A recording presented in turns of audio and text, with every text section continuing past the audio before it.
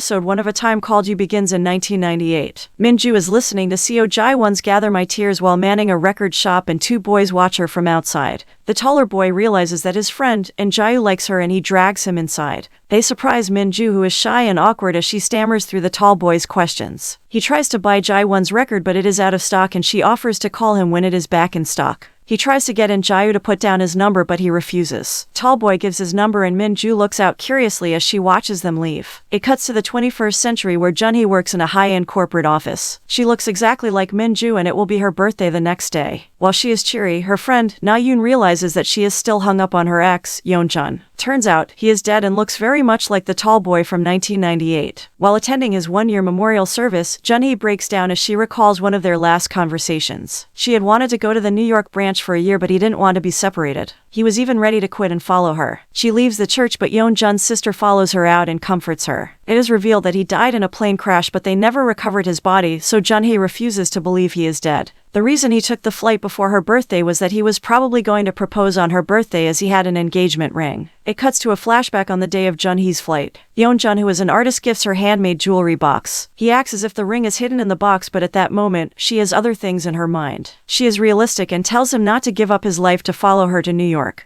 But he is idealistic. She wants a stable future for them while he wants to spend all the time they have together. She misunderstands and thinks he is insecure and that they might break up. And so she leaves for her flight on that bad note. At present, she feels guilty and hopeful and rushes to open the jewelry box. She spots a hidden compartment but tears up when she sees it is empty. In 1998, Minju misses the school bus but Tall Boy and Jae come to her rescue. They have scooters and Tall Boy suggests that she should ride on Jae's. He smiles as Jae is nervous and Minju holds his shirt. But they are still late and the teacher gives them detention. The teacher doesn't even recognize the quiet Minju as a student and Tall Boy stands up for her. In the 21st century, it is Junhee's birthday and she misses Yeonjun. Elsewhere, a long-haired, scarred man with a cane watches the news about the one-year anniversary of the plane crash and how some of the bodies have yet to be recovered. In the office, Junhee continues to look miserable as Yeonjun always surprised her on her birthday. Someone gifts her flowers and for a moment she is hopeful, thinking it is him. She runs after the delivery guy who turns out to be the scarred man but the elevator separates them before she can see his face. At that moment, Yeonjun's sister calls to say that she has officially registered him as dead, which shocks Junhee. That night, Chan-young, a popular artist friend of the couple, calls her over. He gives Junhee the last of Yeonjun's belongings that were in their workshop. She spots a painting of a high school girl running.